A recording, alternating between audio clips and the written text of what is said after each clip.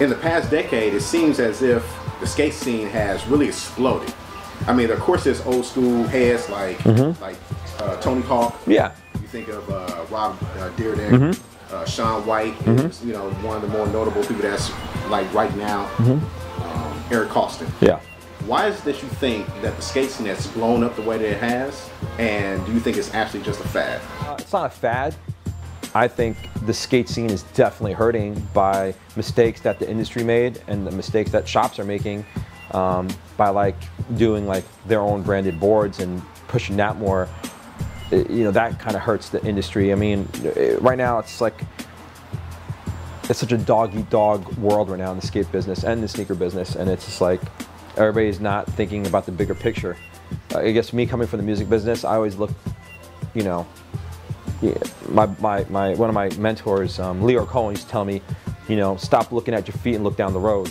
You know what I mean? And it's like nobody's looking down the road; they're looking down their feet and looking at what they have right in front of them instead of like what's down the road. And that's why it's kind of like it's looking pretty bleak if people don't start changing the way they do business and the way they present themselves, How do you feel that the X Games, you think that has played like a big part in the explosion of the skate scene? 100%.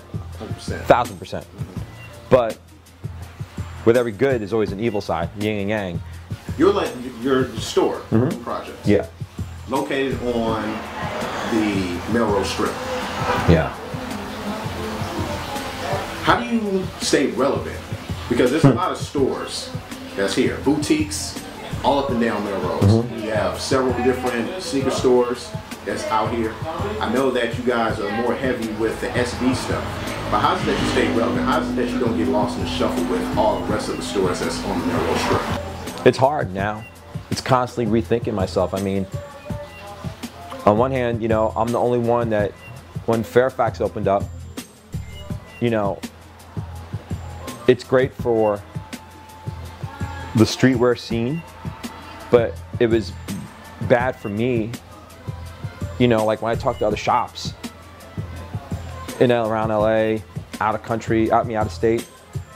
It's like, what are your hot sellers? And they say, Diamond Hundreds, blah, blah, blah. I'm like, I can't carry any of those brands because they're in my fucking backyard now. They have flagship stores. I mean, I could carry it, they would sell it to me, but at the end of the day, why would I? It's not going to sell. It's just going to sit on my shelves. And I tried it and it doesn't sell because people just go to the flagship store. So for me especially, it's like I've always been on Melrose. I'm never going to leave Melrose. And it's tough for me now to stay relevant because it's constantly rethinking. And then when I do start thinking of things to do, I mean, not to toot my own horn, but I was the first in our community, so to speak, to do the Black Friday sale before anybody. Our first Black Friday sale was in 2005, and that line went around the corner, was like, 1,000 people deep. And everybody's like, oh wow, let's do it too. And then every year, my numbers have been gotten lower and lower because all these flagship stores and whatever, they start doing the same thing. It's like, so now I'm constantly rethinking myself of what can I do to be one up on business and make people want to come to me. Because right now, everything I carry for the most part, you can get on Zoomies, you can get on Karma Loop, you can get at the flagship stores, you can get on the company's own websites, you can get on eBay. You don't have to go anymore. Before it used to be you have to drive somewhere to find something exclusive. And it's not like that anymore. And how do you, as a store, try to maintain quality control when it comes to dealing with shoe releases that you have? It's tough. It's a double-edged sword. The thing I don't like, personally, that I try to stop, but then like, there's an argument for every scenario I'm gonna give, there's an argument. Me personally, in the beginning, a couple of times, somebody waits in line. How shitty would you feel if you waited in line for like 12 hours and the guy in front of you is a size 6 and you're a size 12, and he comes in there and he buys the last size 12 as you waited because that's the only thing left, and he's just gonna flip it. So I used to like do it where if it's not your size, give or take a half size. If you're a 9, I'll give you a 10. If you're a 10, I'll give you a 9. If you're a 13, I'll give you a 12. But you can't come in here, you and your girl and your little sister, and fucking buy a 10, a 13, and a 7. You know what I mean? It's like, I try, then people are like, that's unfair, we waited, you shouldn't do that. But at the end of the day, I kind of give a fuck more about, I think it is fair. You know what? if you wait in a line, you're taking a chance to get your size. I mean, I understand some people, it's their business to take it and flip it.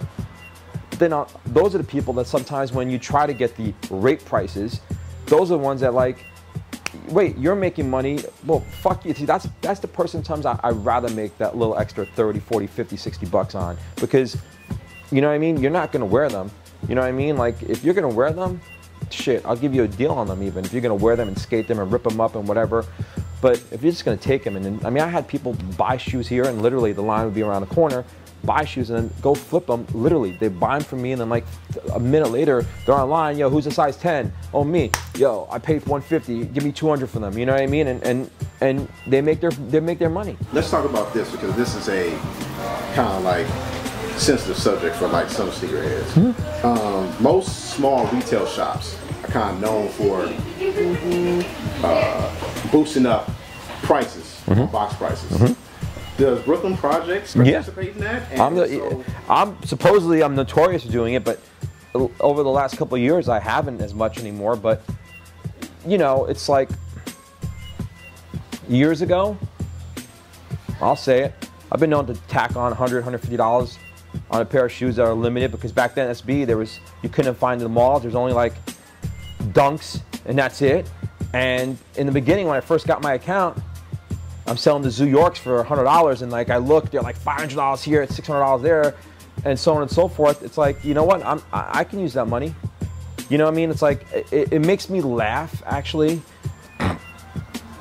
when these certain sneakerheads, like, if a shop is going to make $100, like say profit, then how am I going to be? I mean, it's not my business, but if I'm only going to make 100, and because I'm making 100, you're only going to make the reseller 200 instead of 250. How are you going to complain on me that I'm making extra 100? You know what?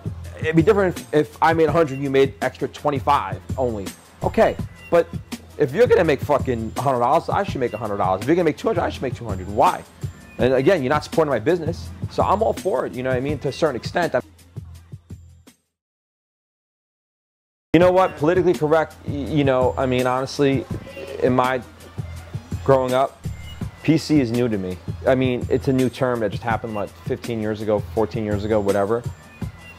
Back in the 70s and 80s, I mean, you had fucking shows that were so racist, like All in the Family, talking about coons and spades on national CBS TV and kikes and all this stuff. It's like, you know what? It's a part of me, not to say I'm racist, but I'm just saying, it's like, I don't follow that PC rule.